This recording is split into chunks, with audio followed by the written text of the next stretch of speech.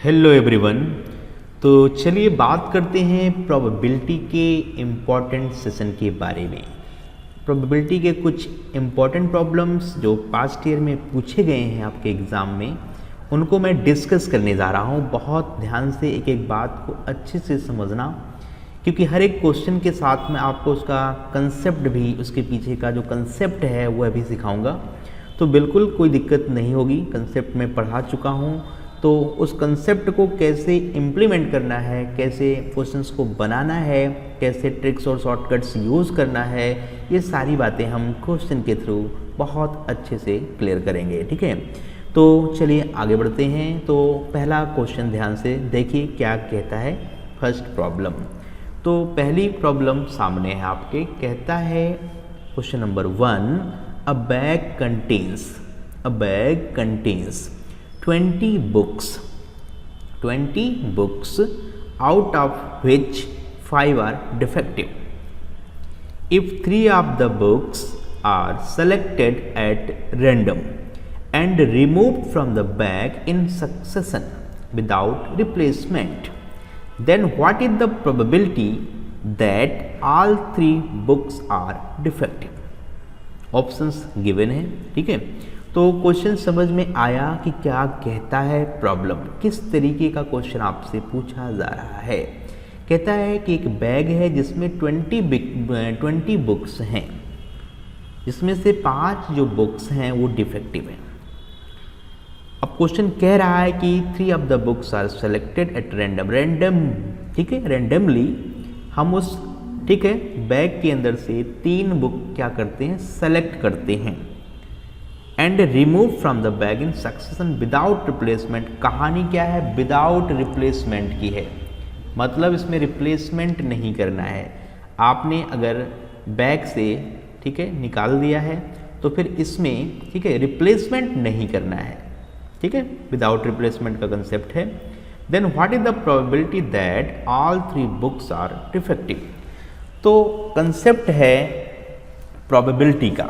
Concept किसका है, probability का है। अगर मैं बात करूं तो प्रोबेबिलिटी का जो मोस्ट इम्पॉर्टेंट कंसेप्ट मैंने आपको सिखाया था वो क्या था, वो आपको मैंने बताया भी था।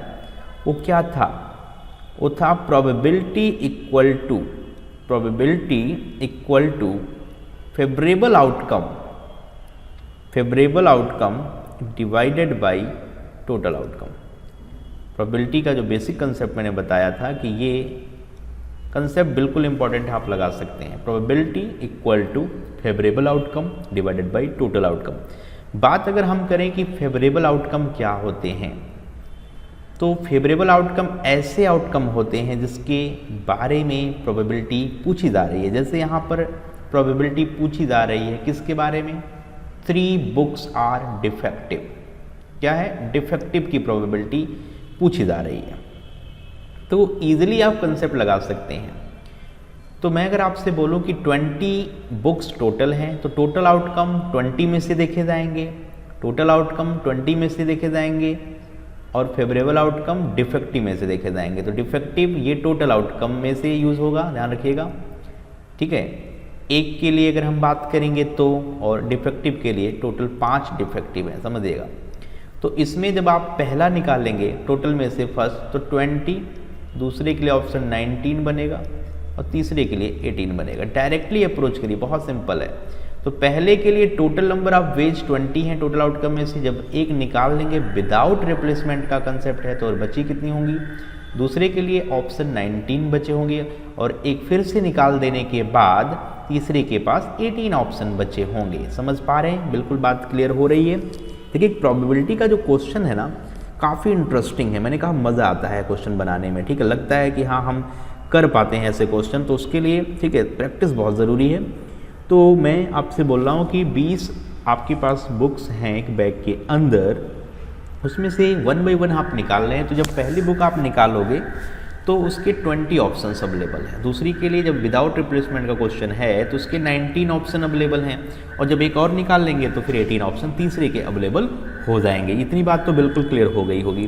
तो फंडामेंटल थ्योरम ऑफ काउंटिंग में मैंने बताया था कि एक टास्क को कंप्लीट करना है तो उसके कितने तरीके हैं। तो पहले टास्क कब कंप्लीट होगा? जब तीनों बुक्स आप निकाल चुके होंगे। टास्क तब कंप्लीट होगा जब आप तीनों बुक्स निकाल चुके होंगे। आई बात समझ?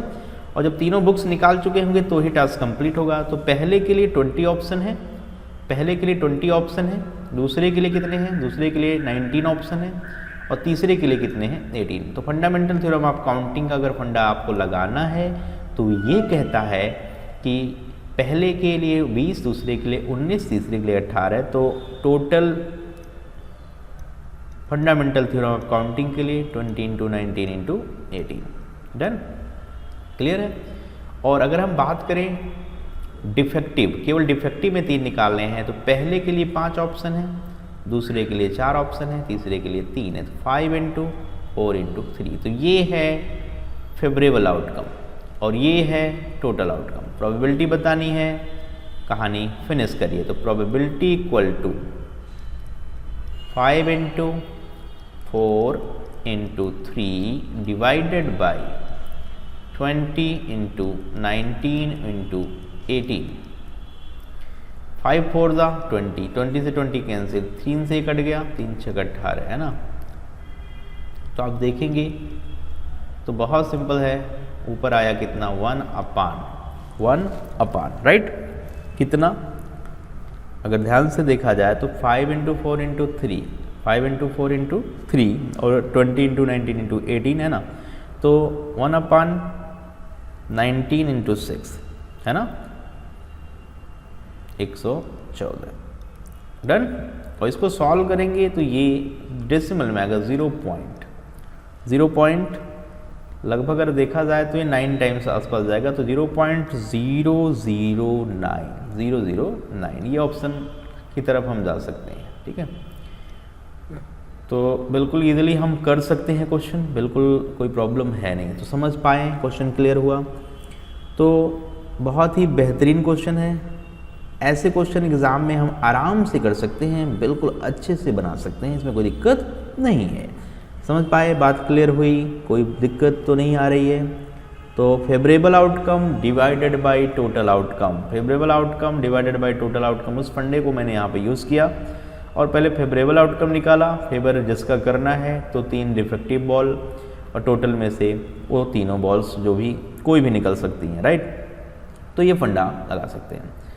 अगर आप कम्बिनेशन यूज़ करना चाहते हैं तो डायरेक्टली कम्बिनेशन लगा सकते हैं। कैसे? 5C3, 5 में से 3 सेलेक्ट करना और टोटल 20 में से 3 सेलेक्ट करना। ऐसे भी आप यूज़ कर सकते हो, ये भी फंडा लगा सकते हो। इसी को मैंने शॉर्टकट वे में समझाया है, इसी फंडे को मैं शॉर्टकट में समझाया हूँ और वहाँ से मैं ये सीधे आपको पहुँचा रहा हूँ। तो कोई दिक्कत है नहीं, आप कोई भी कंसेप्ट लगाओ, कोई तकलीफ़ कोई परेशानी नहीं है। ठीक है? उम्मीद करते हैं कि चीज़ें समझ में आ गई होंगी। तो अब हम आगे बढ़ते हैं। तो इसमें ऑप्शन कौन सा सही कर रहे हैं? पहला ऑप्शन सही कर रहे हैं आप, तो ऑप्शन नंबर 1 जो ए पार्ट है वो बिल्कुल सही हो गया। ठीक है?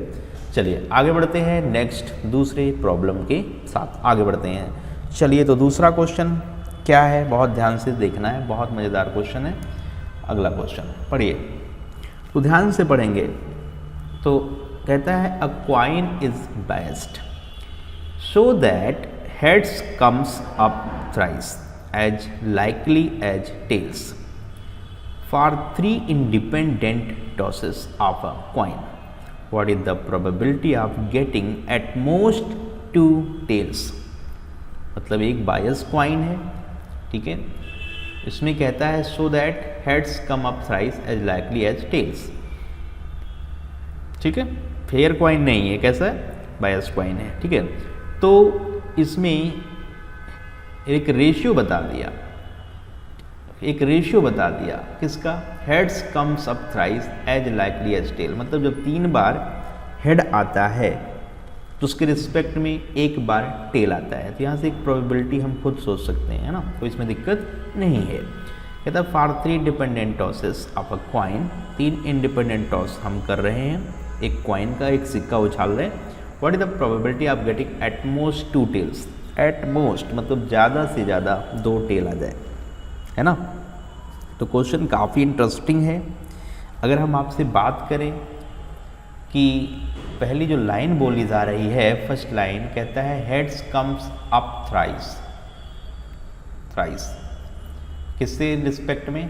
टेल्स। तो मतलब हम रेशियो की बात कर सकते हैं ना कि हेड और टेल में अगर रेशियो आप देखना चाहते हो तो ये 3 बार आ रहा है तो ये 1 बार आ रहा है, तो इसकी प्रोबेबिलिटी का हिसाब किताब 3/4 होगा, मतलब 4 बार में 3 बार ही आ रहा है, कहने का मतलब ये है ना।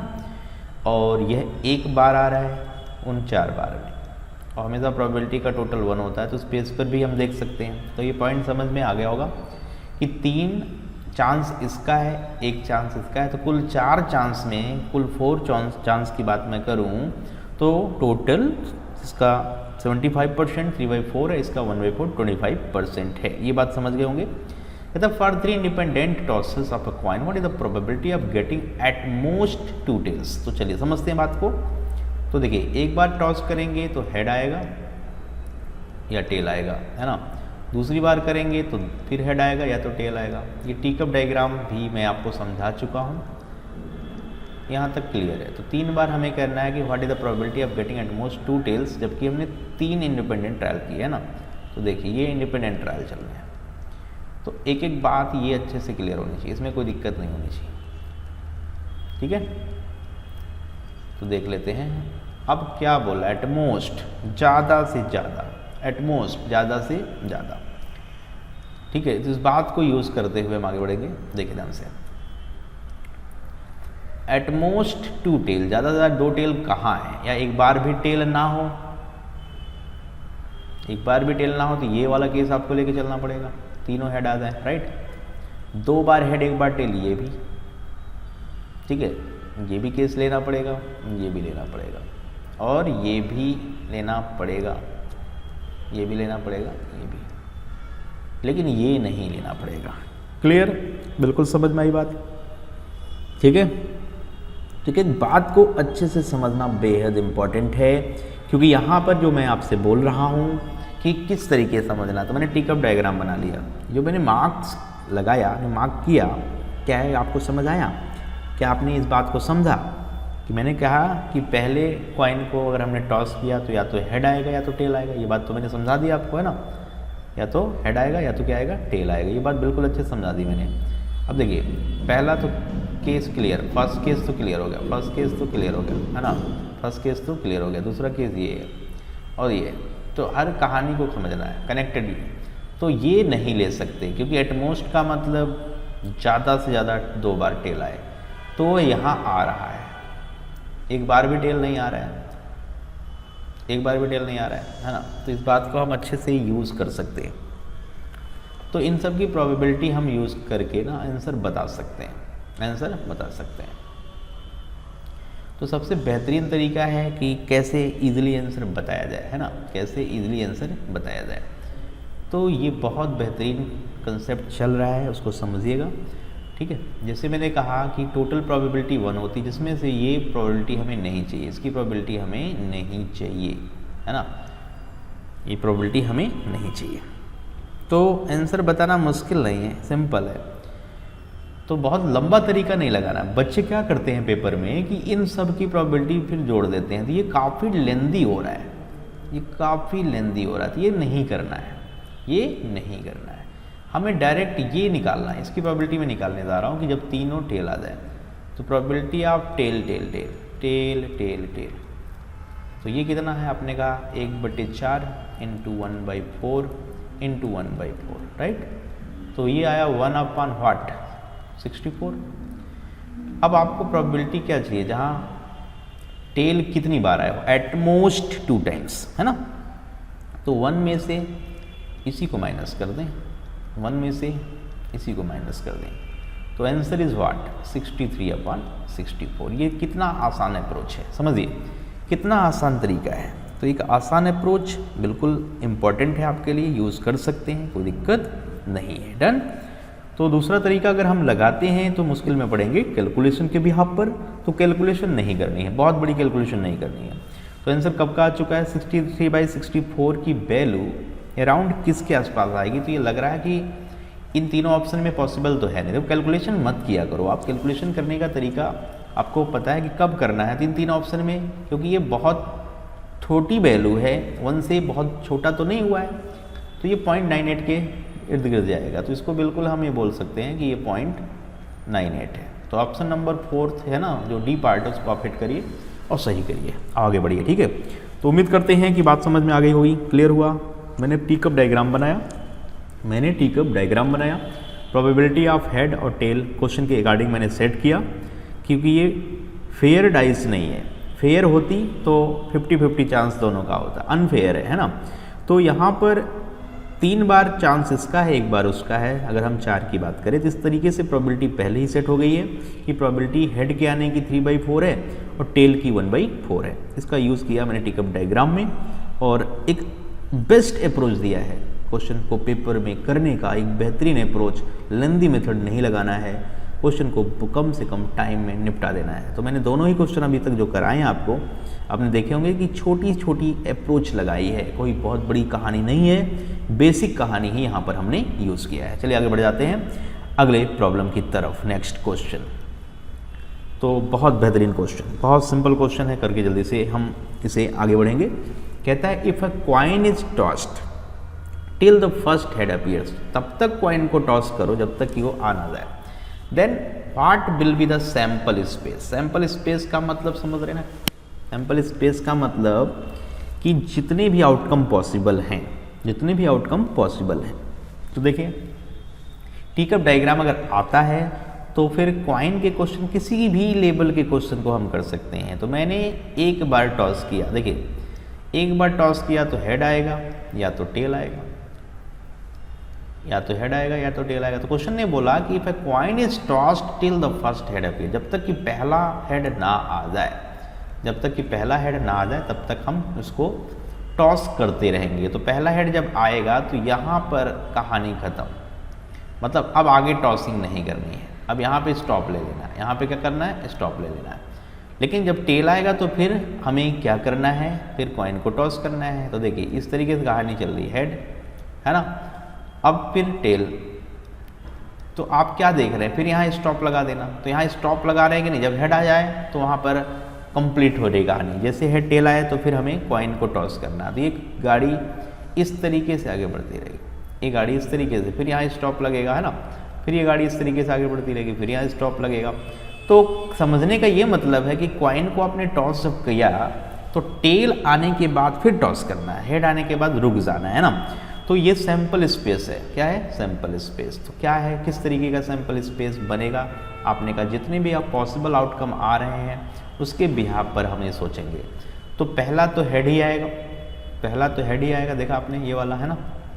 फिर दूसरे केस में टेल के बाद फिर हेड देखना पड़ेगा, फिर तीसरे के फिर टेल, मतलब जब हेड आएगा तो वहीं कहानी रोक देना है ना। फिर 3 बार ऐसे चलता जाएगा, आपको पता है, फिर टेल 3 बार, जब हेड आए तो रुक जाना है। तो ऐसे ही गाड़ी चलती रहेगी। तो किस ऑप्शन में ऐसा दिख रहा है बताइए, कलेक्शन किस में दिख रहा है ऐसा, ये कलेक्शन आपको ऑप्शन नंबर किस में दिख रहा है, डी, है ना, डी पार्ट सही है।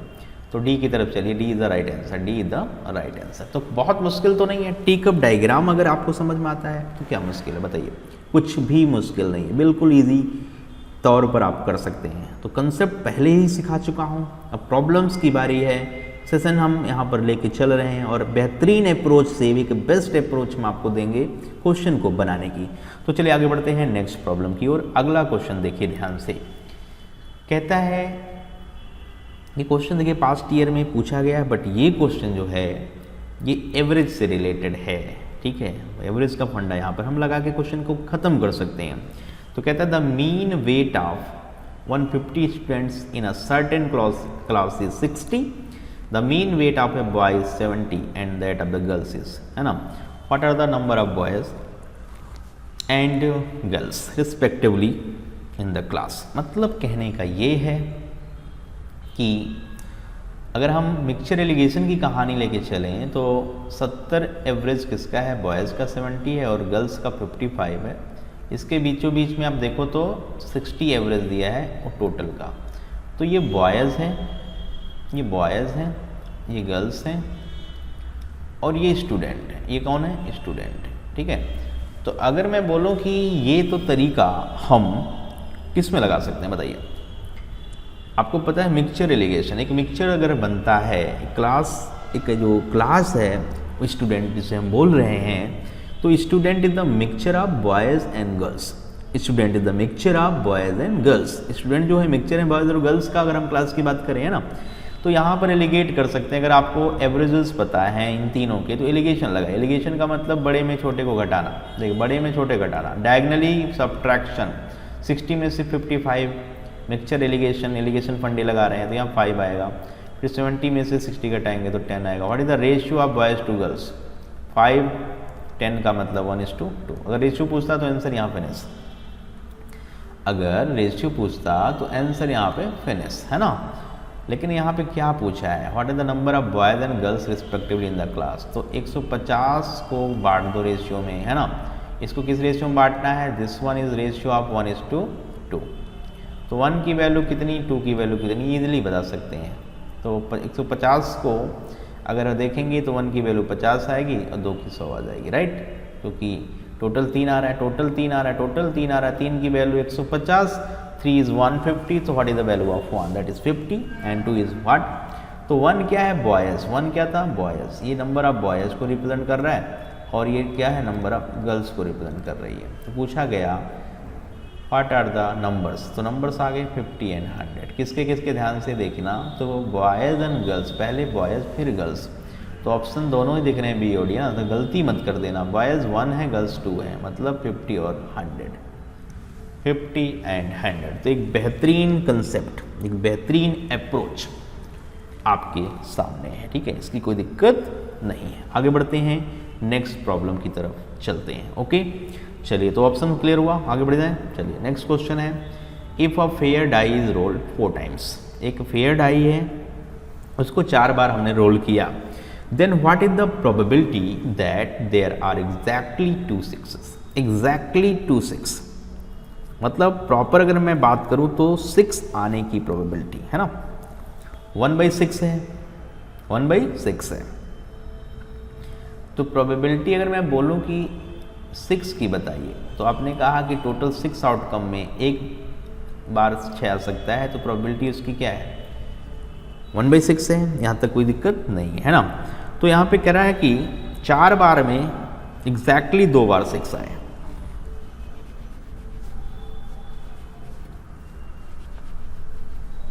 चार बार में एग्जैक्टली 2 बार 6 आए है ना। तो कहता है कि a fair die is rolled 4 times. 4 बार उसको हमने रोल करना है ना। तो कहता है then what is the probability that there are exactly 2 6। केवल 2 6 आए। तो 2 बार जब 6 आएगा, 2 बार जब 6 आएगा तो बाकी 4 बार कुछ भी आ सकता है। बाकी 4 बार कुछ भी आ सकता है। ये बात समझ में आई है ना। मतलब अगर हम ध्यान से देखें तो ये अरेंजमेंट का फंडा चल रहा है। अरेंजमेंट का ही सिंपल फंडा चल रहा है, इसमें कोई दिक्कत तकलीफ नहीं होती है, ठीक है। तो अरेंज करना है, अरेंज करना है। टोटल 6 आउटकम एक में है, तो ऐसा 4 बार होगा तो 6 × 6 × 6, 6 की पावर 4, 6 की पावर 4। ये बात बिल्कुल क्लियर हो गई होगी। डन, सही है। चले आगे है ना। अब बात आ रही है कि बाकी जगह 1 2 3 4 5 में से कुछ भी आ सकता है, लेकिन 2 बार 6 आना जरूरी है। और किसी में भी 2 बार 6 आ सकता है, ठीक है, किसी में भी वो आ सकता है। तो अगर मैं कहूँ आपसे कि 6 ना आए, 6 ना आए, उसकी प्रोबेबिलिटी क्या है? तो 6 के ना आने की प्रोबेबिलिटी मतलब P प्रोबेबिलिटी ऑफ 6 बार 6 ना आए, तो आप कहेंगे 5/6। 6 के आने की 1/6 है, तो 6 के ना आने की probability that is 1 - 1/6, that is 1 - 1/6 कितना होता है? 5/6 होता है। क्लियर है, यहाँ तक कोई दिक्कत नहीं। ओके चलिए आगे बढ़ते हैं। तो आपने कंसेप्ट पढ़ा होगा बर्नौली डिस्ट्रीब्यूशन। इस तरीके के क्वेश्चन में आप बर्नौली डिस्ट्रीब्यूशन का फंडा लगाएंगे, जहाँ पर बर्नौली डिस्ट्रीब्यूशन से हम रिक्वायर्ड जो प्रोबेबिलिटी यहाँ पे चाह रहे हैं वो होगी NCR P की पावर R और Q की पावर N-R। इसको बोलते हैं बर्नौली डिस्ट्रीब्यूशन। नोट कर लीजिए, this one is Bernoulli distribution. तो ये P है, ये क्या है? P है, जिसकी प्रोबेबिलिटी हमें पता है। और उसके अपोजिट की क्या है, Q है। ओके, तो आप ये फंडा लगा लीजिए, ये फंडा आप यहाँ पे लगा लीजिए, सही है। तो कहता है कि 2 बार आ रहा है, तो यह R की वैल्यू है, R is 2। तो ये बर्नौली डिस्ट्रीब्यूशन हम लगाने जा रहे हैं, तो ये सिंपल प्रोबेबिलिटी यहाँ पर यूज़ कर लेते हैं। तो करिए, ये प्रोबेबिलिटी का फंडा है तो लगा लेते हैं। n मतलब क्या, n टोटल 6 है, n की वैल्यू कितनी है, 6 है, टोटल 6 है ना। तो 6c2 p कितना है, 1/6 की पावर कितना, r मतलब 2, और 1 - 1/6 मतलब 5/6 की पावर व्हाट, n - r मतलब 4। सिंपल इसी को सॉल्व करना है। तो 6 factorial upon 4 factorial into 2 factorial into अगर ध्यान से देखें तो 1/6 का स्क्वायर इंटू 5 की पावर 4/6 की पावर 4। तो ध्यान से कैलकुलेशन पे फोकस करिए, ठीक है। बर्नौली थ्योरम आप नोट कर लेना, है ना। बर्नौली डिस्ट्रीब्यूशन यही होता है, जिसको हम आपसे डिस्कस कर चुके हैं, ठीक है। तो इसमें कोई दिक्कत नहीं है, आप इस ट्रिक्स को यूज़ कर लेना और जल्दी से जल्दी सॉल्व कर लेना, ठीक है। आई बात समझ, क्लियर हुआ, ठीक है। तो एक चीज़ समझिए, यहाँ पर क्या है क्वेश्चन, n की वैल्यू यहाँ पे, क्योंकि जो 4 का केस बच रहा है ना, ये तो फिक्स है, यहाँ पर आ ही रहा है ना, तो ये तो फिक्स है, यहाँ पे तो आ रहा है, इसमें कोई दिक्कत नहीं है, ठीक है। तो ये जो पॉइंटर है ना, यहाँ पे n की वैल्यू 4, क्योंकि हमें 4 के केस में देखना है, तो यहाँ पर 4c2 लिख लीजिए। दिस वन इज 4c2, कितना है, 4c2। इसको आराम से सॉल्व करिए। चलिए 4c2, तो यहाँ पर फिर से मैं मेंशन कर दे रहा हूँ, दिस वन इज 4c2, तो ये यहाँ पर भी 2 है। Okay,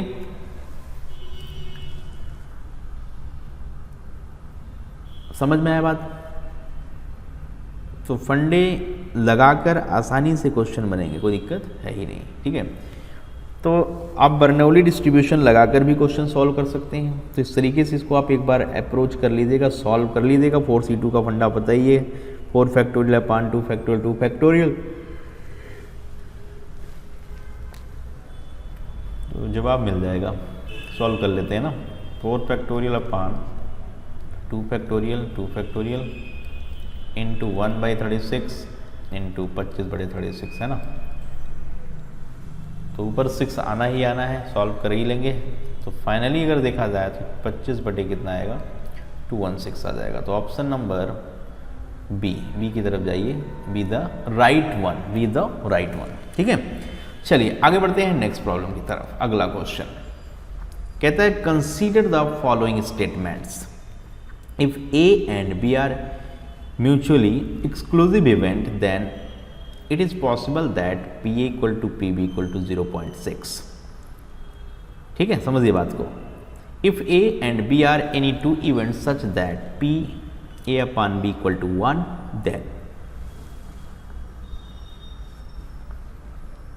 probability of B by A equal to 1, which of the above statement is are correct। मतलब इन दोनों में कौन सही है कौन गलत है ना। ऑप्शंस उसके बेस पर आपको बताने हैं। तो जैसा कि आप जानते हैं कि प्रोबेबिलिटी की मैं बात करूं आपसे, ठीक है, तो म्यूचुअली एक्सक्लूसिव इवेंट के लिए आपको पता है प्रोबेबिलिटी ऑफ ए इंटरसेक्शन जो बी होता है वो 0 होता है। क्या होता है, 0 होता है। कहने का मतलब अगर मैं आपसे बोलूं probability of A union B लिख दो, तो आप क्या लिखना पसंद करेंगे? आप कहेंगे probability of A plus probability of B minus probability of A intersection B, जैसे कि ये 0 है, ये क्या है, 0 है। तो म्यूचुअली एक्सक्लूसिव इवेंट के लिए ये 0 होता है, तो ये 0 है। इसका मतलब पी ए यूनियन बी का जो मतलब है वह है 0.6 प्लस 0.6, दैट इज़ 1.2। और आपको पता है ये पॉसिबल नहीं है, क्योंकि 1 से बड़ा प्रोबेबिलिटी नहीं आना चाहिए, 1 से बड़ी प्रोबेबिलिटी नहीं आनी चाहिए। अगर वो आ रही है इसका मतलब ये पॉसिबल है ही नहीं, this one is not possible, ये पॉसिबल नहीं है। क्लियर है ना। चलिए दूसरे की बात करते हैं। तो पहला तो गलत हो गया, तो पहला अगर गलत हो गया तो बहुत ही अच्छी बात है, पहला ऑप्शन हमारा रॉन्ग है। चलिए दूसरा चेक कर लेते हैं। प्रोबेबिलिटी कहता है ए बाई बी, समझिए बात को, probability of A by B, ये कह रहा 1 है। If A and B are any two events, दूसरा जो पॉइंट है, if A and B are any two events such that probability of A by B is 1, तो कह रहा है क्या probability of B by A 1 होगा, which of the above statement is are correct. तो पहला तो इनकरेक्ट कर दिया है, दूसरे की बात हम करने जा रहे हैं। तो आपको एक चीज़ पता है कि यहाँ पर प्रोबेबिलिटी ए यूनियन बी, इसका मतलब क्या होता है, A union B, A intersection B upon P B, जैसा कि आप अच्छे से जानते हो, और ये कह रहा 1 है। ये तभी पॉसिबल है, ये तभी पॉसिबल है क्योंकि probability of A intersection B, ये तभी पॉसिबल है जब probability of A intersection B ये पी प्रोबेबिलिटी ऑफ बी के बराबर हो, तभी पॉसिबल है ना, तभी तो ये 1 आ सकता है। कहने का मतलब ये है, इस बिहाफ पर हम ये बातें कर सकते हैं। समझ पा रहे हैं? Probability of A by B का मतलब क्या है, probability of A intersection B divided by probability of B. इसका ये मतलब निकल के आया कि अगर ये 1 के इक्वल है तो probability of A intersection B equal to probability of B, इसके बराबर होना चाहिए। अब जैसा कि आप जानते हैं कि प्रोबेबिलिटी अगर मैं बोलूँ ए यूनियन बी की, है ना, तो probability of A plus probability of B minus probability of A intersection B, सही है ना, क्लियर है ना यहाँ तक। जैसा कि आप जानते हैं कि जो probability of A intersection B है वह पी बी के बराबर है। किसके बराबर है, this one is equal to P B, ये पी बी के इक्वल होनी चाहिए। आपने कहा बिल्कुल, तो ये चीज़ हमारी बी के बराबर है, प्रोबेबिलिटी ऑफ बी है, तो ये प्लस ये माइनस कैंसिल हो गया कि नहीं, बताइए, दिस वन इज कैंसिल। तो आपने देखा कि probability of A union B equal to किसके बराबर है, प्रोबेबिलिटी ऑफ ए के बराबर है। तो चलिए बात करते हैं, क्वेश्चन क्या पूछ रहे हैं आप, probability of B by A, probability of, ठीक है, बी बाई ए। तो अगर इसकी बात आप करते हैं तो क्या ये सही पार्ट है, probability of B intersection A upon P A, ठीक है। लेकिन यहाँ पर ध्यान दिया जाए तो एक चीज़ गड़बड़ लग रहा है क्वेश्चन में। इस क्वेश्चन में थोड़ा करेक्शन कर लीजिएगा, ये बार होना चाहिए, करेक्ट कर लीजिए, क्योंकि ये क्वेश्चन इस तरीके से ट्रीट होना चाहिए कि ये बार का क्वेश्चन हो, तो इजीली हम इसका यूज़ कर सकते हैं ना। तो यहाँ पे यूज़ तो है नहीं कुछ इस तरीके का, तो समझते हैं इस बात को कि क्या कैसे करना है, क्या कैसे करना है, ठीक है। इस बात को अच्छे से समझ लेते हैं, ठीक।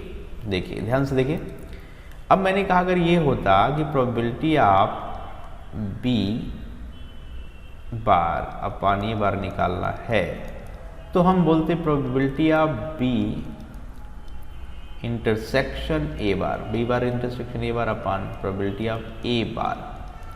और ऊपर की जो कहानी है उसको हम लिख सकते थे, कैसी कहानी, आपको पता होना चाहिए कि ये ऊपर का कहानी 1 माइनस, है ना, क्योंकि पूरा हम इंटरसेक्शन यूज़ करते हैं इस चीज़ पे। तो प्रोबेबिलिटी ऑफ, ध्यान से देखिए, प्रोबेबिलिटी ऑफ ऊपर की वैल्यूज़ को हम रिप्लेस कर रहे हैं, इसको हम क्या लिख सकते थे, probability of A union B, whole bar लगा लेते हैं क्योंकि ये हमें पता है, और यहाँ probability of A bar.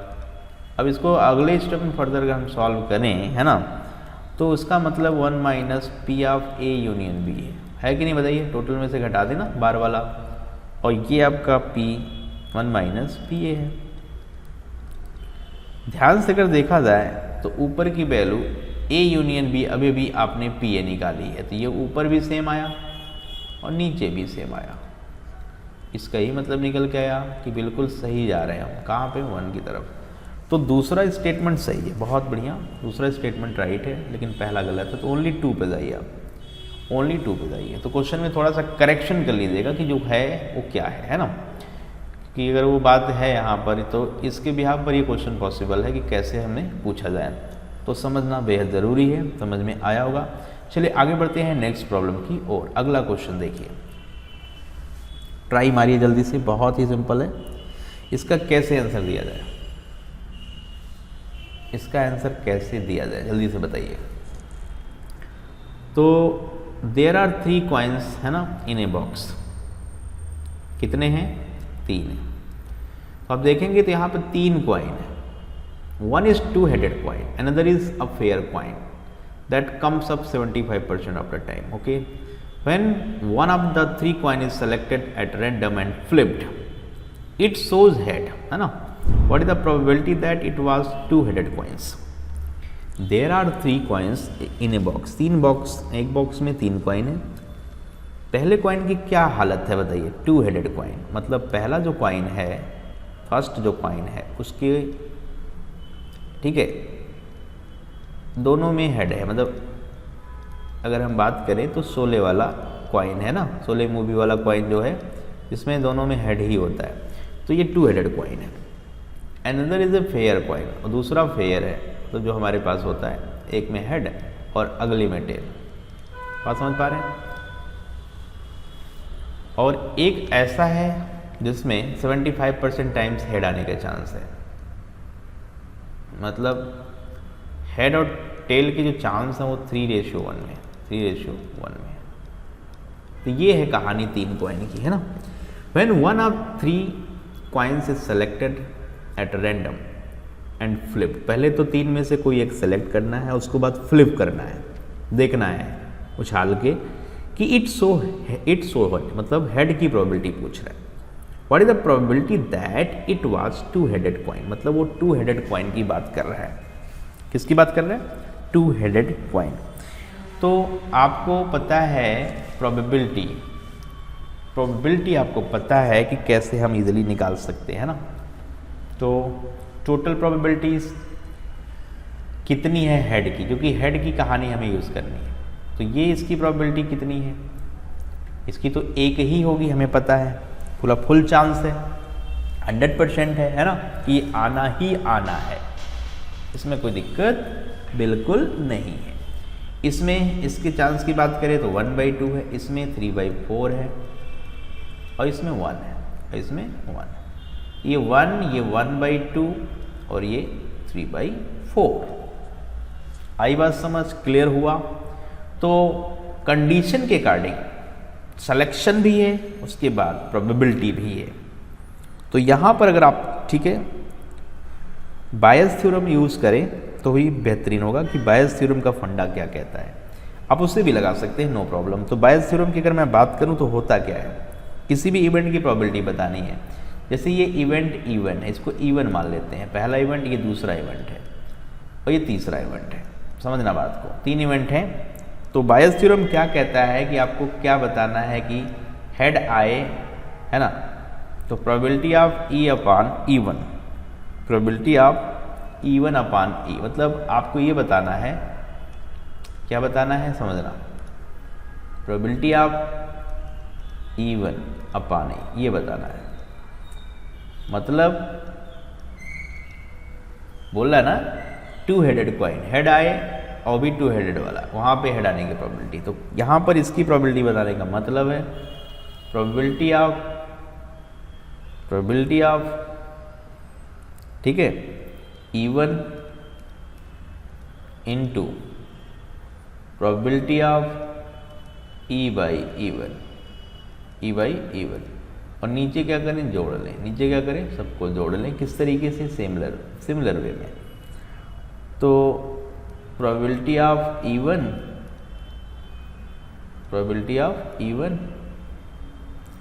Into probability of E/E1, ऐसे आगे कंटिन्यू हम E2 की करेंगे, है ना, और ऐसे आगे हम E3 के सिमिलर वे में करेंगे। कहने का मतलब ये है। तो ये फंडा भी हम लगा सकते हैं, लेकिन ये काफ़ी लेंदी हो रहा है, इसकी कोई ज़रूरत वैसे है नहीं, हम इसी से काम चला सकते हैं। तो हमें फोकस मारना है कि ये आए, तो इसका चांस तो 1 है, तो 1 टोटल 1 + 1/2 + 3/4, तो ध्यान से देखेंगे तो ऊपर 4 नीचे 9, नीचे 9 बन जाएगा, ठीक है। तो आंसर आएगा 4/9, 4/9। ये कैलकुलेशन करेंगे तो भी यही मिलेगा, इसमें कोई दिक्कत नहीं है। तो ऑप्शन की तरफ जाइए, 4/9 मतलब आपका सही ऑप्शन सी पार्ट है। चले आगे, ठीक है। चलिए क्वेश्चन नंबर नेक्स्ट कहता है if 5 of A companies 10 delivery trucks do not meet emission standards and 3 of them are chosen for inspection, then what is the probability that none of the trucks chosen will meet emission standards? तो ये भी काफ़ी ज़्यादा important question है। तो इसमें बहुत ही सिंपल सा फंडा लगाइए, फेवरेबल अपॉन टोटल। तो प्रोबेबिलिटी इक्वल टू 5C3, 5 में से 3 सेलेक्ट करिए, टोटल में से 3 सेलेक्ट करिए, ख़त्म करिए क्वेश्चन। यही है डायरेक्ट जवाब। तो कहने का मतलब टोटल ट्रक्स जो हैं वो 10 हैं, और जो नंबर ऑफ ट्रक्स हैं that do not meet emission, जो स्टैंडर्ड को मीट नहीं करें, वो 5 हैं। Number of trucks that are chosen for inspection के लिए जो 3 चूजे गए है ना, 3 को चुना गया, वो 3 हैं। तो फेवरेबल क्या बना, 5 में से 3, 5C3, टोटल कितने थे 10, 10C3। सीधा सीधा कैलकुलेशन करिए, कहानी खत्म। तो यहाँ पर आप ऑलरेडी मेरे तरीका यूज़ कर सकते थे, 5 × 4 × 3 और नीचे सीधा सीधा 10 × 9 × 8। क्या ज़रूरत है ज़्यादा काम करने की, तो ये तरीका लगा सकते हैं। तो सिंप्लीफाई कर लीजिए फटाफट और आंसर बता दीजिए। तो 5 2 ज़ा, 4 2 ज़ा, 3 3 ज़ा। तो आपने देखा कि आंसर इज़ व्हाट, 1/12, 1/12। तो ऑप्शन नंबर सी को करेक्ट करिए। तो बहुत सिंपल है, इससे क्वेश्चन पहले भी हो चुके हैं, तो ये सिंपल ही है। चलिए आगे बढ़ते हैं नेक्स्ट प्रॉब्लम की तरफ। 2 die are thrown simultaneously. What is the probability that the sum of the numbers appeared on them in is a prime? जब लेक्चर लिया था तो भी मैंने ये कंडीशन आपको सिखाई है, तो ये आपके लिए होमवर्क है, इसको ट्राई करिएगा, ठीक है। कि 2 डाई हैं उसको एक साथ उछाल दिया जा रहा है, और इधर प्रोबेबिलिटी बताइए जहाँ sum of the numbers appearing on the, तो मिनिमम सम 2 से शुरू होगा, 2 3 है ना, ये मैंने बता दिया था आपको, मैक्सिमम 12 तक जाएगा। तो कंडीशन ले लेगा, 2 is prime number, 3 is prime number, 5 is prime number, 7 is prime number, 11, इनकी कंडीशन फुलफिल कराना, इससे फेवरेबल और टोटल यूज़ करना, जवाब मिल जाएगा। पहले भी मैंने बता दिया है। तो आगे बढ़ते हैं, नेक्स्ट क्वेश्चन की तरफ चलते हैं। अगला क्वेश्चन, ठीक है, देखिए ध्यान से। कहता है from a deck of cards are taken out with replacement. ध्यान रखना, विद रिप्लेसमेंट है, मतलब निकालेंगे फिर वापस डाल देंगे। What is the probability that the 14th card taken out is an S. S की बात हो रही है, तो बहुत सिंपल है, हमारे पास एस तो क्या है, टोटल 4 है, तो सिंपल 4 में से एक 40 है ना, 4C1, सीधा सीधा बताइए। और टोटल अगर हम बात करें तो 52C1, ये बहुत ईजी है, फेवरेबल अपॉन टोटल का फंडा लगाइए। तो 4/12, 4/52, दैट इज़ 1/13। तो ये काफ़ी सिंपल है क्वेश्चन, एक एस आने की प्रोबेबिलिटी मांग रहा है। तो ये 14 कार्ड हो, 13 कार्ड हो, उससे नहीं मतलब है, उससे कंफ्यूज मत हो जाना बच्चे, इसकी कंफ्यूजन में चले जाते हैं, ठीक है। तो उसने क्या बोला, what is the probability that the 14th card is taken out. तो आपके पास 4 कार्ड एस के हैं, तो उसमें से कोई भी आ जाए, और टोटल 52 में से एक कार्ड निकालना है, तो फेवरेबल और टोटल क्लियर है। तो बहुत इजी है, आप परमुटेशन कम्बिनेशन का यूज़ करके या डायरेक्ट बेसिक अप्रोच से क्वेश्चन कर सकते हैं। आगे बढ़ते हैं नेक्स्ट प्रॉब्लम की तरफ। तो इसमें जवाब कौन सा सही है, इसमें जवाब है डी पार्ट। चले आगे, ओके चलिए अगला क्वेश्चन ध्यान से देखिए क्या कह रहा है, इंपॉर्टेंट है। If A and B are 2 events such that probability of A is 0.5, probability of B is 0.6 and the probability of A intersection B is 0.4, then what is the probability of A union B. जैसा कि आप जानते हैं ये बहुत ही simple level के question होते हैं, इसमें तो कोई दिक्कत ही नहीं होती है, राइट। इसका तो लॉजिक आपको पता ही होता है। तो हमें यहाँ पर probability of A union B बताना है, तो ये बहुत ईजी है, हमें बताना क्या है। तो क्वेश्चन में एक करेक्शन कर लीजिए, हमें बताना है probability of A union B के ऊपर बार लगा दीजिए। क्या लगा दीजिए, बार। क्वेश्चन ये होना चाहिए, तो ये है ही क्वेश्चन, करेक्शन यहाँ पे भी कर लीजिए। तो हमने आपको पढ़ाया था प्रोबेबिलिटी अगर ए यूनियन बी की निकालनी है तो क्या तकलीफ, अगर इसी की पूछता तो हमारा आंसर आ चुका है, क्योंकि probability of A plus probability of B probability of B minus probability of A intersection B, ये आप अच्छे से जानते हो। तो ये है 0.5, ये है 0.6 और यहाँ है 0.4। तो आप ध्यान से देखो तो 0.7 आंसर है, 0.7। अगर इसकी प्रोबेबिलिटी पूछता जो पहले मेरा क्वेश्चन था तो 0.7 है। लेकिन अगर मैं पूछूं कि probability of A union B के ऊपर बार, तो इसका फंडा क्या होता है 1 minus probability of A union B. तो मैं दोनों तरीके से क्वेश्चन कर सकता हूँ, कोई दिक्कत नहीं है, दोनों आंसर बता सकता हूँ। अगर पहला क्वेश्चन होता तो ऊपर ही क्वेश्चन खत्म हो जाता ना, ऊपर ही खत्म हो जाता। तो यहाँ पर क्या आंसर दिया जाए बताइए, विच वन इज राइट, कौन सा सही किया जाए? तो 0.3 क्वेश्चन के हिसाब से 0.3, क्योंकि यहाँ पर बार का ही फंडा हमें लगाना है। चले आगे, ठीक है, क्लियर हुआ। नेक्स्ट क्वेश्चन की तरफ बढ़ते हैं। अगला प्रॉब्लम गौर से देखिए। कहता है problem is given to 3 students A B and C whose probabilities of solving the problem are 1/2, 3/4 and 1। देखो प्रोबेबिलिटी सॉल्व करने के दे रखा है, इसकी 1/2, 3/4 और 1/4। What is the probability that the problem will be solve if they all solve the problem independently. मतलब problem solve होनी चाहिए, प्रॉब्लम सॉल्व होनी चाहिए इंडिपेंडेंटली, चाहे कोई भी सॉल्व करे। तो जब केवल ए सॉल्व करे तब भी सॉल्व हो जाएगा, केवल बी करे तब भी हो जाएगा, केवल सी करे तब भी हो जाएगा, है ना। कभी कभी दोनों करें तब भी हो जाएगा, कोई दोनों है ना, और तीनों करें तब भी हो जाएगा। तो बहुत सारे केस बन रहे हैं देखिए। तो उस केस को हम बिल्कुल न्यूट्रलाइज कर रहे हैं। हमने कहा कि जब ए सॉल्व ना कर पाए, सोचिएगा ए सॉल्व ना कर पाए तो उसकी प्रोबेबिलिटी 1 - 1/2। ना सॉल्व कर पाए उसकी प्रोबेबिलिटी यूज़ कर रहा हूँ क्योंकि इससे क्वेश्चन को आसान बनाया जा सकता है। प्रोबेबिलिटी ऑफ बी अगर हम देखें, बी ना सॉल्व कर पाए तो 3/4, 1 - 3/4 that is 1/4, that is 1/4। Probability of C bar, मतलब सी भी ना कर पाए तो 1 - 1/4 दैट इज़ 3/4। देख रहे ना। तो क्वेश्चन ये कह रहा है कि what is the probability that the problems will be solved if they all solve the problems independently. तो तीनों ही सॉल्व ना कर पाए, यही एक केस हमें माइनस करना है, ध्यान समझिएगा। तीनों ही ना सॉल्व कर पाए क्योंकि टोटल प्रोबेबिलिटी हमें पता है, टोटल प्रोबेबिलिटी हमें पता है, ठीक है।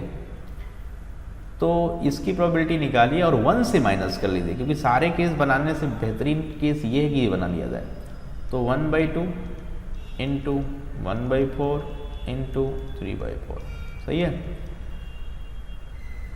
तो ये आपका कितना मिला 3/32, ठीक है। लेकिन ये आंसर नहीं है, ध्यान रखना, ये आंसर नहीं है, इसमें माइनस कर लिए तो 1 माइनस, तो प्रोबेबिलिटी हमें चाहिए 1 - 3/32। 32 में से 3 माइनस करिए 29/32। ये फाइनल आंसर है, ये फाइनल आंसर है। तो समझने की बात ये थी कि हमें क्या यूज़ करना चाहिए, है ना। तो कहने का मतलब ए भी सॉल्व कर पाए, या तो बी सॉल्व कर पाए, या तो सी। एक केस तो ये बनाओगे आप, फिर कोई 2 सॉल्व कर पाए, इसके भी बहुत सारे केस बनेंगे, फिर तीनों सॉल्व कर पाए, इसके भी केस बनेंगे। तो बेस्ट है कि आप उसको माइनस करो जो इसमें यूज़ नहीं करना है, क्योंकि हमें पता है कि जो टोटल प्रोबेबिलिटी है वो 1 है। तो हमेशा क्वेश्चन की अप्रोच ऐसी बनाओ जिससे कम टाइम में हम क्वेश्चन कर पाएँ। लंबा तरीका लगाएंगे तो बहुत टाइम लगेगा, ठीक है, परेशानी आ जाएगी। चलिए आगे, चलिए तो ऑप्शन कौन सा है, पहला ही सही हो गया, है ना। चलिए आगे बढ़ते हैं नेक्स्ट क्वेश्चन की तरफ। तो अगला question, pair of fair dice rolled, है ना। What is the probability that the second die land on a higher value than does the first. बहुत बढ़िया क्वेश्चन है। 2 डाई को एक साथ रोल करो, उसमें कंडीशन लगा रहा है कि what is the probability that the second dice land on a higher value than does the first. मतलब कहने का ये है कि टोटल आउटकम हमें पता है, 2 डाई को रोल करेंगे तो 6 का स्क्वायर है, ये सबको पता है। 36 total outcome, this one is total outcome. लेकिन जब पहले पे 1 आएगा तो दूसरा पे 2 आना चाहिए, हम ले सकते हैं, सही है कि नहीं। पहले पे 1 आए तो हम 3 ले सकते हैं, मतलब 1 के साथ क्या क्या ले सकते हैं ये हम लिख सकते हैं डायरेक्ट। 1 के साथ सारी पॉसिबिलिटी हम बना सकते हैं। कहने का मतलब अगर ऐसे लिखना पड़े तो टाइम लगेगा, तो इसको हम सॉर्ट आउट कर सकते हैं कि 1 के साथ क्या पॉसिबिलिटी, 1 को छोड़कर सारे ही पॉसिबल केस हैं, 2, 3, 4, 5, है ना। तो 1 से बनने वाले जो फेवरेबल आउटकम हैं वो डायरेक्टली 5 बोलो। ऐसे 2 से बनने वाले 1 2 छोड़ दो, है ना, 1 2 छोड़ दो तो 3 4 5 मतलब 4 है ना। और 3 से बनने वाले 3 तक छोड़ दो, 4 5 6 वाले बनाएंगे तो 3 होंगे। और 4 से बताइए 2 होंगे, 5 से बताइए तो 1 ही होगा, और 6 से कोई बनेगा नहीं, है ना। तो कुल देखा जाए 15 फेवरेबल आउटकम। फेवरेबल आउटकम अगर हम देखा जाए तो 15, तो प्रोबेबिलिटी इक्वल टू ये सारे फेवरेबल आउटकम हैं, कितने हैं 15, तो 15/36 दैट इज व्हाट, 3 × 5 = 15, 3 12, तो 5/12, answer is 5/12। 5/12 is right answer, तो मार्क कर लीजिए पहला तीसरा ऑप्शन बिल्कुल सही है। चलिए आगे बढ़ते हैं नेक्स्ट क्वेश्चन की तरफ। समझ में आ रहे हैं, सब सिंपल है, पहले भी ऐसे तरीके क्वेश्चन हमने बना रखे हैं तो कोई दिक्कत नहीं है। चलिए अगला question, a fair coin is tossed and N unbiased dice is rolled. दो चीज़ें चल रही हैं कि एक फेयर कॉइन है, इसमें हेड और टेल बराबर बराबर रखते हैं। फेयर का मतलब है कि इक्वल चांस हो, इक्वली लाइकली हूँ, और अनबायस का मतलब इक्वली लाइकली नहीं हूँ। Unbiased dice is rolled together, what is the probability of getting 2 or 6 along with head। Unbiased है ना, बायस्ड नहीं, अनबायस्ड मतलब ये भी फेयर है, दोनों ही फेयर है, ओके। तो कहता है what is the probability of getting 2 or 6 along with head, या तो 2 आ जाए या तो 6, लेकिन किसके साथ, हेड के साथ। तो समझिए इसको कैसे किया जाए कि या तो क्या कह रहा है, या तो 2 आ जाए या तो, है ना। तो 2 के साथ अगर हम बात करते हैं, समझिए बात को ध्यान से, तो 2 की जो टोटल आउटकम पॉसिबल हैं वो कितने, वैसे टोटल आउटकम कितने होंगे ये तो आप जान ही रहे हो कि कॉइन के पास टोटल 2 है, उसके पास 6 है, तो fundamental theorem of counting total outcome तो 12 होंगे, ये टोटल आउटकम है ना। अब हेड 2 के साथ आएगा, एक तो ये केस बनेगा, या 2 के साथ ऐसे भी आ सकता है ना। टेल नहीं 6 है ना, 6 भी है, ओके। तो हेड, ठीक है। तो क्या बोल रहा है कि 2 or 6, या तो 2 आए या तो 6 आए, या तो 2 आए या तो 6 आए। समझ पा रहे हैं बात को, क्लियर हो रहा है। तो क्या बोला, what is the probability of getting 2 or 6 along with head, head के साथ। अगर हम ध्यान से देखें तो क्या क्या केस पॉसिबल है बताइए। टोटल अगर हम बात करते हैं तो क्या क्या पॉसिबिलिटीज़ बनेगी, सोचिए, कुछ दिक्कत नहीं है। आपने कहा ये हेड टेल या टेल हेड, ये हो सकता है, या टेल 6 के साथ भी हम देख सकते हैं ना, हेड हेड, ऐसा भी हो सकता है, ऐसा भी हो सकता है। अब समझने की बात है, देखिए जैसे आपने बोला कि एक बार टॉस किया तो हेड टेल आ गया, ये कहानी। तो कॉइन 1 और डाई भी 1 है, तो 1 इसके साथ 1 है, 2 है ना, 3 है, ऐसे 4 भी आएगा, ऐसे 5 भी आएगा, ऐसे 6, ऐसे इसके साथ भी चलेगा। तो हमको क्या मतलब रखना है, हमको क्या मतलब रखना है, टोटल 12 केस, टोटल 12। तो ये तो रिपीटेड है, ये तो रिपीट होगा तो इसमें कोई दिक्कत नहीं है, ठीक है। इसकी कहानी को बिल्कुल हम इम्पोर्टेंट समझ सकते हैं। तो हेड टेल, हेड के बाद 2 आ जाए, हेड के बाद 6 आ जाए, लेकिन टेल वाला तो हमें लेना नहीं है, टेल वाला तो हमें लेना नहीं है। तो क्या आंसर दिया जाए, बहुत सिंपल है, आंसर आराम से दे सकते हैं। तो ऐसे पॉसिबल आउटकम क्या है, क्योंकि इसमें ध्यान रखना ये चारों केस बनते हैं, इसलिए इम्पोर्टेंट है। बच्चे मिस्टेक करते हैं, या मैं पहले कॉइन की बात कर दूं, है ना, तो एक बार अगर करेंगे तो 1 2 3 4 5 6 के बाद हेड आएगा, तो हेड 2 या 2 हेड, तो ये 4 केसेस बनेंगे, और टोटल कितने हैं 12। तो प्रोबेबिलिटी कितनी आनी चाहिए, 4/3, 1/3। कुछ बच्चे गलती से कि इसको, देखिए ऑप्शन ऐसे दिए जाते हैं पेपर में, गलत आप कर सकते हो। जैसे ये 12 है तो आप कहते हैं कि ये 2 ही केस, इसको अगर 2 केस मान लेंगे ना, एक इसका एक इसका, तो 2/12 भी आएगा, जिसका मतलब 1/6 होता है, तो ये गलत आ जाएगा, राइट। क्योंकि ऑप्शन में अरेंजमेंट इंपॉर्टेंट है, पहले ऑप्शन, ठीक है। तो यहाँ पर टोटल 4 केस बनेंगे, कितने बनेंगे, 4, सही है, क्लियर है। 4 बनेंगे, क्योंकि ये इसमें तो काउंट नहीं कर सकते, तो 2 ही केस बनने चाहिए, 2 ही बनेंगे, इसमें 2 ही बनाना। आप सही कह रहे हैं, तो ये केस ही चलेगा, यही सही है, ये गलत है, क्योंकि उससे फ़र्क नहीं पड़ेगा, उससे फ़र्क नहीं पड़ेगा। ठीक है, पड़ेगा, सारे केस लेने पड़ेंगे, सारे। ठीक है, सारे ही पड़ेंगे। ठीक है, पहला सही था, तो क्या आंसर दिया था इसका? 4/12 मतलब 1/3, ये सही है, बिल्कुल ठीक, क्योंकि हेड हो 2 आ जाए या 2 हो हेड आ जाए तो हमारे काउंटेबल होंगे, किस में? फेवरेबल में। ठीक है, फेवर में रखना है, तो 1 2 2 1 बोलते हैं ना, तो बिल्कुल सेम चलेगा, तो बहुत सही है, 1/3 इज राइट आंसर। चलिए आगे बढ़ते हैं नेक्स्ट क्वेश्चन की तरफ। कहता है if ABC are 3 events then what is the probability that at least 2 of these events occur together. मतलब कहने का है कि 2 एक साथ आए, तो अगर हम इसका वेन डायग्राम समझाते हैं आपको कि 3 है, ऐसे देखिए, समझिए बात को, 3 ये है, तो हमें क्या लेना पड़ेगा, इसमें हमें लेना क्या पड़ेगा?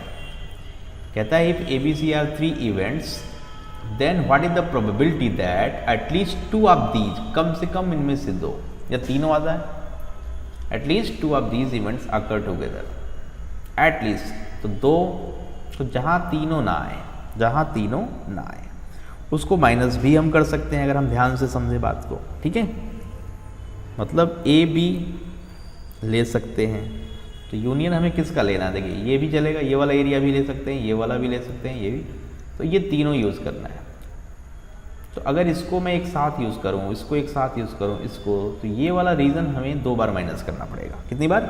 ये वाला 2 बार माइनस करना पड़ेगा, ये बात को समझिएगा। तो A intersection B, A intersection B तो चाहिए ही चाहिए, B इंटरसेक्शन C और C इंटर, तो ये भी हमें जोड़ना है, बट एक ही बार जोड़ना है, तो ये 3 बार जोड़ रहा है, 2 बार इसको सेटल करना है, तो आप C की तरफ चले जाइए, बहुत सिंपल है। ठीक है, समझ में आई बात? अरे इसको आप एक बार जोड़ोगे तो यह एरिया एक बार जुड़ चुका है, फिर जोड़ोगे दूसरे में तो ये भी जुड़ चुका है, फिर इसमें 3 बार जुड़ा है ना, तो जोड़ना तो एक ही बार है, इसका मतलब गलतियां हो रही हैं, तो उसको सही करना पड़ेगा आपको। ठीक है, डन, क्लियर। चलिए आगे बढ़ते हैं नेक्स्ट प्रॉब्लम की ओर। अगला question, next question, 2 independent events A and B such that probability of A union B is 2/3 and A intersection E is 1/6। प्रोबेबिलिटी जो B की है वो लेस है प्रोबेबिलिटी A से, then what is probability of B equal to. कहने का मतलब आपको पता है कि probability of A union B का फंडा क्या होता है? Probability of A plus probability of B minus probability of A intersection B। तो यहाँ से अगर इसको सॉल्व आप करोगे ना, probability of A union B that is 2/3 दिया हुआ है, और यहाँ पे probability of A plus probability of B minus 1/6। तो यहाँ से सॉल्व करने के बाद probability of A plus probability of B की वैल्यू 5/6 आ रही कि नहीं बताइए? सॉल्व करेंगे तो probability of A plus probability of B की जो वैल्यू है कितनी आ रही है? That is 5/6। तो मैं अगर आपसे बोलूँ इसका मतलब क्लियर करते हैं, तो probability of A into probability of B, इसकी बात अगर मैं करूँ तो मैं कह सकता हूँ कि ये 1/2 इंटू 1/3 बिल्कुल कह सकता हूँ, डन, क्योंकि तभी ये पॉसिबल है, क्योंकि PA प्लस PB तो आपका 5/6 आएगा ना इसी प्रोसेस में, बिल्कुल आएगा, डन। तो कौन बड़ा है कौन छोटा है? तो प्रोबेबिलिटी ऑफ B का मतलब ये बड़ा है 1/2 और PA कितना है 1/3। तो probability of B is what 1/, क्योंकि प्रोबेबिलिटी ऑफ जो B है वो लेस है ना, अच्छा लेस है, ओके 1/3 लेना, लेस बोल रहा है, राइट। तो सिंपल है, हिट एंड ट्रायल में आपको कनेक्ट कर दिया मैंने कि 5/6 कब पॉसिबल है ना, तो देख लीजिए। तो प्रोबेबिलिटी ऑफ B लेस है, मतलब ये लेस है 3, इसकी वैल्यू 1/2 है, डन। तो probability of B confirm 1/3, option number B की तरफ चले जाइए। चलिए बढ़ते हैं नेक्स्ट क्वेश्चन की तरफ। उम्मीद करते हैं समझ में आ रहा है, कोई दिक्कत नहीं है, फॉर्मूले बेस्ड कहानी है। तो P A plus P B की वैल्यू 5/6 है, तो 5/6 को मैंने 1/2 प्लस 1/3 कह सकता हूँ, इसमें कोई दिक्कत नहीं। तो पॉसिबिलिटी है लेकिन अभी कंफर्म नहीं हुआ था, बट क्वेश्चन में ये दे रखा था, तो ये बात बिल्कुल यहाँ पर यूज़ हो गई। डन, चलें आगे, चलिए बढ़ते हैं आगे। Next question, if 2 fair die are rolled, then what is the conditional probability that the first die land on 6 given that sum of numbers on the die is 8? Condition के according चलना है, किसके अकॉर्डिंग? कंडीशन के according. तो चलिए चलते हैं, क्या दिक्कत है ना। तो क्वेश्चन के अकॉर्डिंग कहता है कि टोटल आउटकम तो पता ही है 2 हैं, टोटल आउटकम कितना है? टोटल आउटकम कितना है? 36, इसमें दिक्कत नहीं है। ओके, अब उसने कंडीशन रखी है कि सम 8 आना चाहिए, सम क्या आना चाहिए? 8, और पहले पे 6 है तो दूसरे पे 2, तो ये हमारा फेवरेबल आउटकम दिखना चाहिए क्योंकि 6 पहले पे फिक्स है, 6 पहले पे फिक्स है।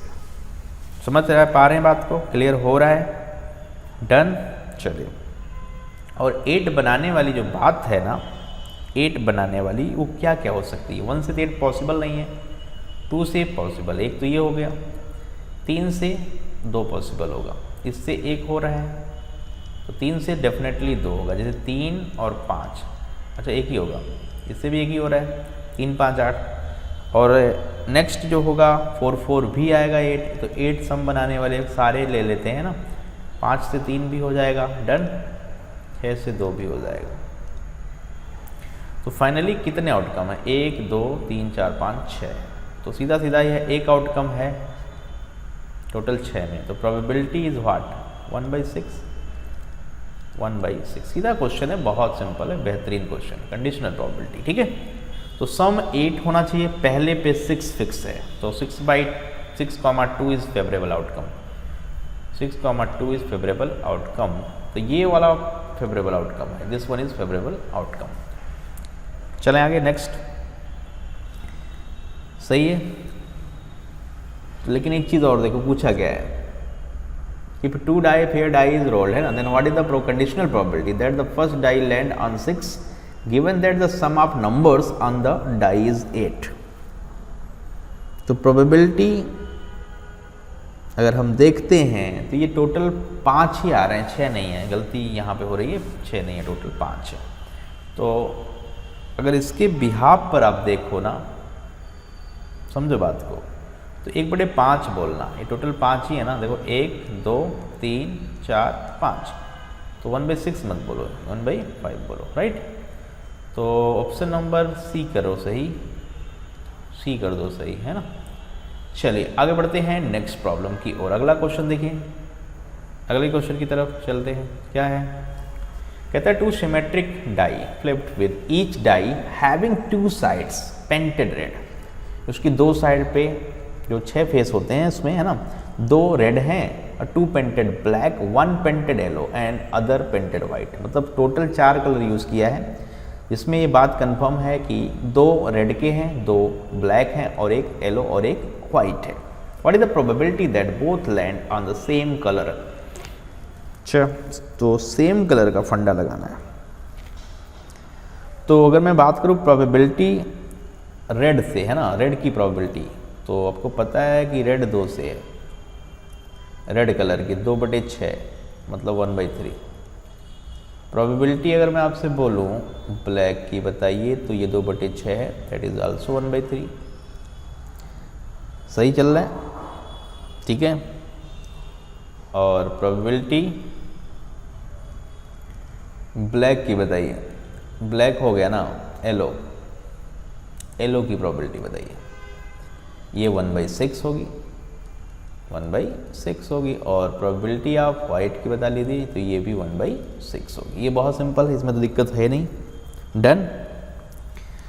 तो पूछा है कि what is the probability that both land on the same colour. अच्छा ठीक है, सेम कलर से मतलब रेड रेड, क्या लेके चलेंगे, रेड रेड या ब्लैक ब्लैक, समझ पा रहे हैं बात को, येलो येलो या वाइट वाइट, यही केस बनेंगे 4 सिंपल, उनको जोड़ दीजिए, कहानी फिनिश। सिंपल क्वेश्चन है, सिंपल क्वेश्चन है, राइट। चलिए तो 1/3 1/3 ये तो 1/9 होगा, ये भी 1/9 होगा, ये 1/36 होगा, ये भी 1/36 होगा, क्योंकि दो दो हैं।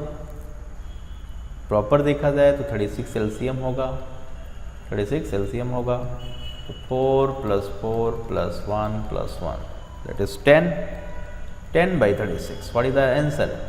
5/18, 5/18। तो बहुत ही सिंपल ये भी क्वेश्चन निकला, कोई मुश्किल नहीं है। तो ये आपके सारे पास्ट ईयर के पेपर के क्वेश्चन मैं करा रहा हूँ, तो आप खुद चेक करो लेवल कि जो मैंने कंसेप्ट फंडेज सिखाए हैं क्या उससे कुछ लेवल है अलग, कुछ भी नहीं है। प्रैक्टिस अच्छे लेवल पे अगर हम कर रहे हैं तो क्वेश्चन बनाने में कोई दिक्कत होनी ही नहीं चाहिए, बिल्कुल आसानी से क्वेश्चन निकलता है। ठीक है, चलिए आगे बढ़ जाते हैं नेक्स्ट प्रॉब्लम की और। अगला question, there are n socks in a jar of which 3 socks are red. If 2 of the socks are chosen randomly and the probability that both selected socks are red is 1/2। मतलब probability देकर n की value पूछ रहा है। ठीक है, पहले probability की बेसिक अप्रोच यहाँ पे हिट किया जाए। तो अगर मैं आपसे बोलूँ कि probability हमें निकालनी है बेसिक तरीके से, तो आप बिल्कुल सिंपल सोचते कि 3 में से 1, फिर 3 में से 1 निकल गया तो 2 बचा, फिर 1 बचा। नीचे टोटल n है तो n n-1 n-2, right, n-1। तो टोटल नंबर आप जो सॉक्स हैं वो n है। प्रोबेबिलिटी अगर मैं बात करूं कि सॉक्स इज रेड तो 3/n होगा कि नहीं बताइए। प्रोबेबिलिटी अगर मैं सेकंड की बोलूं तो है ना इस तरीके से, तो यहाँ पर कह रहा है 2, अच्छा 2 ही कह रहा है, 3 नहीं, कितने 2, तो ठीक है इसको हटा लीजिए। इसकी वैल्यू क्वेश्चन में दे रखा है दैट इज 1/2, दैट इज 1/2, सही है। चलिए सॉल्व करते हैं यहाँ पर। तो n-1 n-1 इज व्हाट, 3 × 4, तो पता चल रहा है कि n की वैल्यू 4 होनी चाहिए और n-1 अपने आप 3 बन जाएगा। तो ऐसे हिट एंड ट्रायल लगाकर क्वेश्चन बना सकते हैं। तो n की वैल्यू कितनी होगी 4। तो ये क्वेश्चन तो बेहद सिंपल है, फटाफट आप बना सकते हैं ना। चलिए आगे बढ़ते हैं नेक्स्ट क्वेश्चन की तरफ। 2 cards are chosen at random from a deck of 52 playing cards. What is the probability that both of them have the same value? Same value का फंडा है, किसका है, सेम वैल्यू, है ना। तो आपको एक चीज़ पता है कि ऐसे कम्बिनेशन सेम वैल्यू के हमें बनाने ही पड़ेंगे 13 कार्ड के लिए। तो 4 हैं, 4C2 सेलेक्ट करिए, ऐसा 13 बार होगा क्योंकि सबके 13 कार्ड हैं। डन, तो ये हो गया फेवरेबल और टोटल पता ही है 52C2, 52C2। तो इसको सॉल्व करना सिंपल है, 4 फैक्टोरियल, है ना, या डायरेक्टली हमें अप्रोच कर सकते थे। देखो आपको 13 केस बनाने से 13 से मल्टीप्लाई करना पड़ा, नहीं तो आप डायरेक्ट सोचते कि 4 × 3 अपॉन 52 × 1 51। अब इंटू 13 और कर लीजिए, क्यों, क्योंकि 13 कार्ड्स की बात हो रही है। तो देखिए, तो ये कट गया, ये तो काट दिया 13 जो के 52 से 52, 52 से 52 कैंसिल। तो 3/51, 3 से भी 51 कट गया 17 बार में, है ना। तो आंसर इज व्हाट, 1/7, 1/17। तो राइट ऑप्शन पहला ही है ना, फर्स्ट ऑप्शन इज राइट। तो उम्मीद कर रहे हैं कि आपने ये क्वेश्चन जितने भी मैंने बताए हैं बिल्कुल अच्छे से समझ में आए, क्योंकि बहुत मुश्किल कोई भी क्वेश्चन नहीं। अगर आपका बेसिक फंडा स्ट्रॉन्ग है तो मैंने बेसिक पे वर्क पहले ही इतना अच्छे से कर दिया है कि आपको ये क्वेश्चन बनाने में कोई दिक्कत हो ही नहीं सकती, है ना। तो मैक्सिमम क्वेश्चन में लगभग 90 से 95% प्रॉब्लम्स में एक ही फंडा यूज़ होता है, favourable divided by total, favourable outcome divided by total outcome. तो बिल्कुल अच्छे से क्वेश्चन सारे कर लीजिएगा, ठीक है। इसी लेवल के क्वेश्चन टकराएंगे पेपर में और वो भी बनेंगे, गारंटी के साथ बनेंगे, इसमें कोई दिक्कत नहीं है।